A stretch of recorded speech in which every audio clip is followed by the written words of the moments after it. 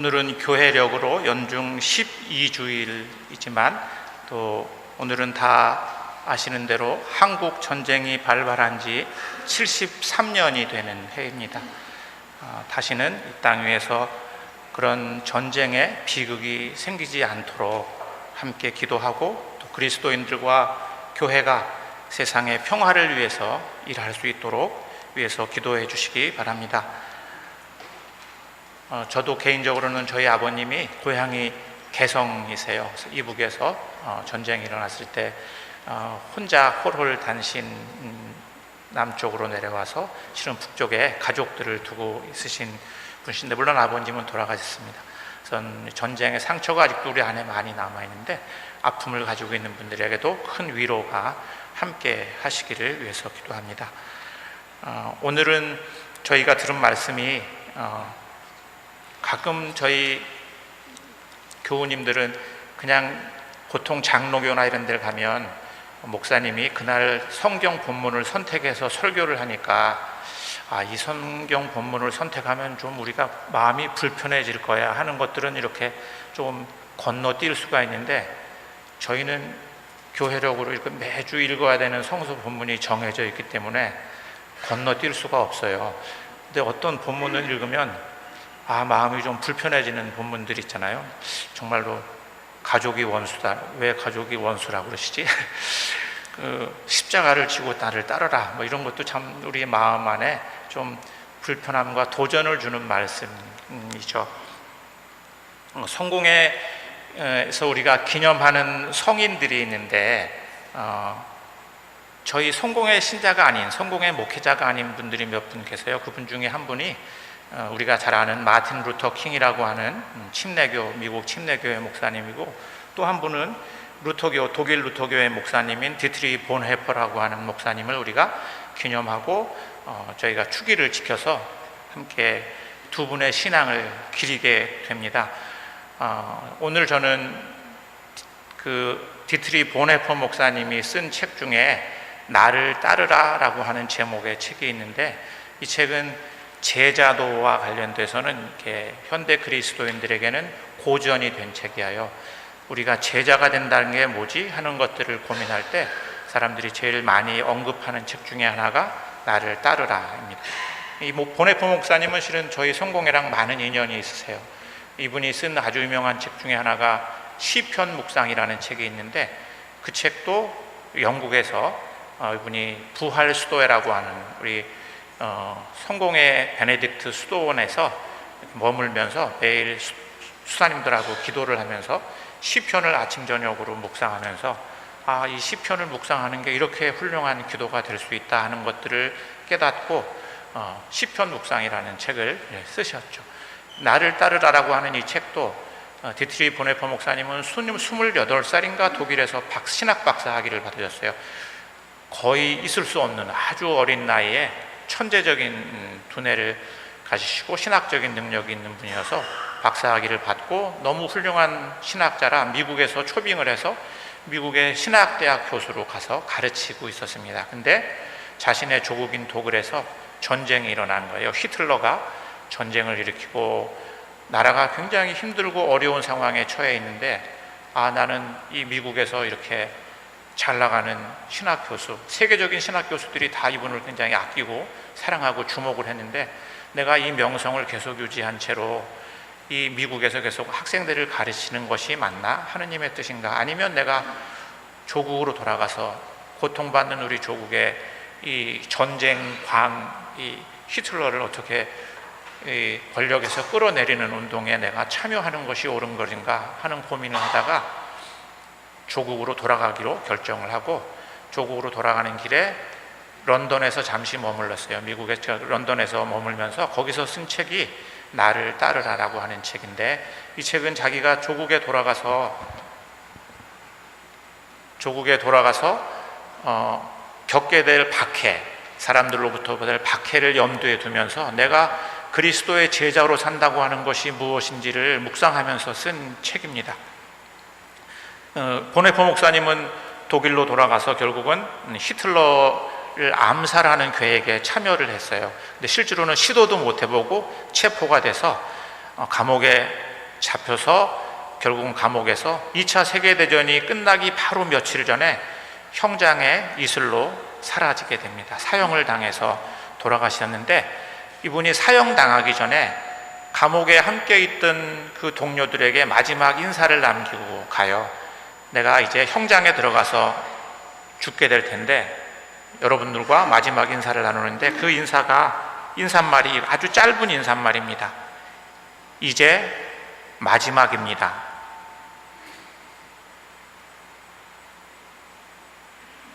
그러나 내게는 새로운 시작입니다. 이렇게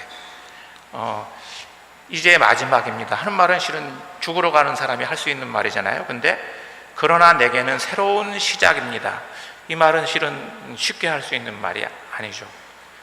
보네포 목사님은 나는 형장의 이슬로 사라지지만, 그래서 나는 이제 그 나치들에게 죽임을 당하겠지만, 하지만 이것은 끝이 아니고 나에게는 새로운 시작입니다, 이렇게 이야기하셨습니다.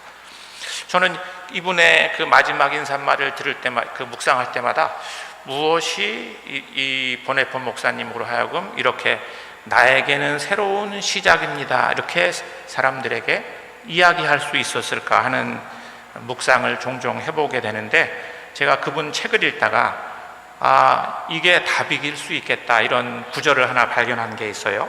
그 같은 책인데 같은 책에 이런 글을 남기셨어요. 교회의 첫 순교자들의 용기는 그리스도가 이룬 표현할 수 없는 자신의 현존과 사귐을 통해 극도의 고난 속에 있는 제자들을 놀랍게 변모시킨다는 사실을 증언한다. 그러니까 교회의 첫 순교자들이 어떻게 그렇게 순교에 용기를 낼 수 있었냐면, 예수님과 아주 깊은 사귐을 통해서 극심한 고난 속에서도 그 죽음의 위협을 넘어설 수 있는 그런 용기를 갖게 해준다는 것을 순교자들의 삶이 우리에게 증언하고 있다, 이런 얘기를 하고 있는 겁니다. 순교사들은 주님 때문에 겪는 고통 속에서도 예수님과의 사귐을 통해 최고의 기쁨과 축복을 누리게 된다, 이런 글을 남기셨는데, 제가 이 글을 읽으면서 보네포 목사님이 사람들에게 이제 저에게는 새로운 시작입니다 이렇게 말할 수 있었던 것은 예수님과의 아주 깊은 사귐이 이분으로 하여금 그런 평화와 그런 메시지를 동료들에게 남기게 했던 것이 아닐까, 이런 생각을 하게 됐습니다. 오늘 저희들이 읽은 바울의 서신 말씀에서도 사도 바울로가 이렇게 얘기합니다. 우리는 그리스도와 같이 죽어서 그분과 하나가 되었으니 그리스도와 같이 다시 살아나서 또한 그분과 하나가 될 것입니다. 우리가 그리스도와 함께 죽었으니 또한 그리스도와 함께 살리라고 믿습니다. 그것은 죽은 자들 가운데서 다시 살아나신 그리스도께서 다시는 죽는 일이 없이 죽음이 다시는 그분을 지배하지 못하리라는 것을 우리가 알고 있기 때문입니다. 바오로가 이렇게 말할 수 있었던 이 확신도 사도 바오로가 예수님과 나누었던 깊은 사귐이 사도 바울로 하여금 우리는 죽어도 삽니다 이렇게 고백할 수 있었던 것이라고 생각합니다. 성경에서 가장 많이 등장하는 명령 가운데 하나는 두려워하지 말라라는 말씀입니다. 마리아가 예수님을 잉태했을 때 천사가 찾아와서 하신 첫 인사도 두려워 말라, 이런 말씀이셨죠. 부활하신 예수님께서 꽁꽁 문을 닫아 걸고 있는 제자들에게 나타나서 하신 첫 인사도 나다, 두려워 말라, 이렇게 말씀하셨습니다.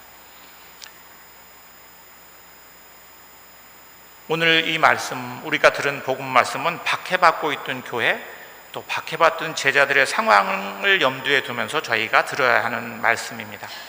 예수님께서는 이제 세상에 남아있을 제자들이 겪게 될, 예수님의 남은 사역을 계속 이어갈 그 제자들이 겪게 될 가장 사역의 큰 장애는 두려움이라고 생각했습니다. 그래서 제자들에게 두려워 말라, 이렇게 말씀하고 있습니다. 제가 인도에 있을 때 인도의 첫 선교사로 영락교회 장로님이었는지 그래서 신앙생활을 하시다가 인도에서 인도로 파송된 첫 번째 한국 선교사분이세요. 그분 교회를 제가 성공의 교회도 나가다가 그분 교회도 출석을 했는데, 그분 교회 갔더니 한 여학생, 중학교 여학생이 인도 아이인데 머리를 팍팍 감은 채로 예배를 드리러 온 거예요. 그날 거기서는 예배를 드리면 이렇게 큰 밥통에다가 밥을 막 비벼서 이렇게 먹습니다. 이렇게 손으로 이렇게 같이 먹어야 돼요. 근데 그 여학생에게 제가 물어봤어요. 너는 왜 머리를 그렇게 빡빡 깎았냐? 이렇게 물어보니까 엄마 아빠가 밀었다는 거예요, 머리를 빡. 그래서 왜 밀었냐 그랬더니 자기가 교회 나가지 못하게 하기 위해서. 왜냐하면 인도는 힌두 국가잖아요. 힌두 국가이기 때문에 내가 크리스찬으로 개종을 하면 국가에서 나오는 가난한 사람들한테 주는 보조금이 끊긴대요. 그러니까 이 아이가 교회를 나가지 못하게 너 그러면 고생하니까 교회 나가면 안 된다. 너 크리스찬, 인도에서는 우리가 힌두로 살아야지 크리스찬이 되면 안 돼. 그렇게 이 아이는 하지만 모르겠습니다. 중학생 나이에 얼마나 이 아이가 예수님을 사랑했고 또 교회를 사랑하는지 모르지만 그런 어려움을 감내하고 엄마가 머리를 빡빡 깎고 밖으로 못 나가게 이렇게 했는데도 예배를 드리러 온 거예요. 그러니까 인도라는 사회 속에서 내가 한 사람의 크리스찬이 된다고 하는 거는 참 우리랑은 다르겠구나, 이런 생각을 하게 됐습니다. 어떤 십자가를, 어떤 어려움을 감내해야만 크리스찬이 될 수 있는 거죠. 그렇게 생각하면 우리는 참 편하게 크리스찬으로 살고 있는지도 모르겠습니다. 보네포 목사님은 이렇게 얘기해요. 제자직은 예수 그리스도의 인격과의 결속으로 따르는 사람들을 십자가 아래 세운다, 이런 말을 해요. 보네포 목사님이 보기에 정말 우리가 제자로 산다면 우리는 아마 십자가 아래 서게 될 것이다, 이렇게 이야기하고 있는 거죠. 우리가 크리스찬으로 사는데 우리 삶에 아무런 불편함이 없고 아무런 두려움도 없고, 그렇다면 우리는 한번 생각해 봐야 될지 모르겠어요. 우리가 정말 크리스찬으로 살고 있는 걸까? 아마 두려움 중에 가장 큰 두려움은 죽음의 두려움일 거예요. 그죠? 어떤 사람이 내가 죽일 거야 하고 위협을 당한다면 두렵지 않겠어요? 그죠? 정말로 나를 죽일 것 같은 사람이, 그게 무엇이든지, 그게 권력일 수도 있고 사람일 수도 있고 뭐가 될 수도 있어요. 그죠? 때로는 우리가 죽음을 각오해야 되는 질병에 우리가 실은 놓일 수도 있죠. 그죠? 그렇게 되면 두렵죠. 아마 큰 두려움은 죽음과 마주하게 되는 두려움일 겁니다. 근데 오늘 예수님께서는 제자들은 실제로 그런 죽음의 위협 앞에 살아야 했던 제자들을 향해서 예수님께서 하시는 말씀은 육신을 없앨 수 있지만 영혼을 어찌할 수 없는 사람들을 두려워하지 마라, 이렇게 얘기합니다. 그리고 육신과 영혼을 함께 지옥에 던질 수 있는 하느님을 두려워해라, 이렇게 말씀하십니다. 예수님께서는 우리에게 어떻게 하면 두려움과 고통을 피할 수 있을까 하는 방법을 우리에게 가르쳐 주시지 않습니다. 예수님은 오히려 우리에게는 어떠한 고통도 우리를 파괴할 수 없는 그런 깊은 진리와 우리의 영혼이 우리에게 각인되어 있기 때문에 그 영혼, 하느님이 우리에게 선물한 그 영혼은 세상에 어떤 것도 파괴할 수 없어. 왜냐하면 그것은 하느님에게 속한 것이기 때문에. 그러니 너희는 두려워하지 말라, 이렇게 얘기하고 있습니다. 예수님은 그리고 그것을 몸소 우리에게 보여주셨습니다. 제자의 길을 가는데 또 다른 어려움이 있습니다. 그것은 아마 오늘 저희가 들은 복음 중에 가족은 우리에게 가장 큰 행복의 근원이 되기도 하지만 가장 큰 걱정의 근원이 되기도 하죠. 우리 애만 아니라면, 이런 얘기 저도 실은 후배 신부님들하고 이렇게 얘기하다 보면, 내가 성직을 할 때 내가 왜 그런 마음을 갖지 않았어. 근데 아이를 보면 그거는 정말로 내가 감내해야 되는 고생, 고난과 내 아이에게 물려주는 것은 굉장히 다른 차원의 것이죠. 그러니까 제일 어렵죠. 마음이 어려울 때가 있습니다. 그래서 그런 힘든 어려움에 대한 고백을 들을 때가 종종 있는데 아마 우리 교우님들도 마찬가지죠. 내가 겪는 어려움은 내가 감내하지만 우리 아이가 겪는 어려움을 내가 보는 것은 내가 고생을 하는 것보다, 내가 어려움을 겪는 것보다 더 견디기가 힘들어요. 그죠? 아마 예수님이 이 제자들과 살아가면서 아마 그 당시도 그랬을 거예요. 그리스도인으로 살아가는데 그게 실은 내가 그리스도인이 아니었으면 당하지 않을 어려움들을 내 자녀들이 만약에 선택하고 있다면, 아까 그 인도의 부모님이 머리를 팍팍 밀고 여자아이인데 너 나가지 마, 이렇게 된 거냐면 자녀에 대한 사랑 때문에 그런 게 아니었겠어요? 근데 실은 오늘 예수님께서는 가족이 원수다 이렇게 말씀하셨는데, 저는 예수님이 우리에게 가족이든지 하나님이든지 둘 중에 하나를 택해 이렇게 말씀하시고 있지는 않다고 생각합니다. 왜냐하면 오늘 저희가 읽은 구약 말씀에 아브라함이 하갈과 이스마엘을 쫓아내잖아요. 사라가 아이가 없을 줄 알고 하갈과 관계를 해서 아이를 낳는데 다시 이삭이 생기고 나니까 이 본초에서 난 아이가 더 소중하고, 그리고 사라가 하도 하갈을 박대를 하니까 아브라함도 어쩔 수가 없는 거죠. 가족이 참 무섭죠. 어쩔 수 없는, 그러니까 마음이 너무 힘든데 하갈과 이스마엘을 내쫓아요. 물을 줘서 사막에. 하갈은 아들이 결국은 굶어 죽는 것을 참아 볼 수 없어서 멀찌감치서 그 아이의 그 죽음을 기다리고 있는데, 실은 하느님께서 그 하갈과 이스마엘을 버리시지 않잖아요. 그러니까 하느님은 가족을 버리라고 말씀하시지 않으세요. 가족을 돌보시죠. 아브라함은 내쫓았지만 하느님은 하갈과 이스마엘을 이렇게 살리셨어요. 돌보셨습니다. 오늘 예수님이 하시는 말씀은, 중요한 것은 우리가 가족이 하느님이 돼서는 안 된다는 말씀을 하시는 거라고 저는 생각합니다. 가족 때문에 우리가 하나님을 잃지는 말아라. 가족 때문에 우리의 영혼을 잃지는 말아라. 가족이 소중하지만 가족이 하느님이 되지는 안 된다는 얘기를 우리에게 하시는 말씀이라고, 삶의 우선순위를 하느님과 복음에 두라는 이야기를 하시고 그것이 제자들의 길이라는 말씀을 하고 있는 것이라고 생각합니다. 오늘 저는 키에르케고르가 우리에게 남긴 짧은 글로 오늘 설교를 마무리하려고 합니다. 키에르케고르가 우리에게 이런 말씀을 남겼어요.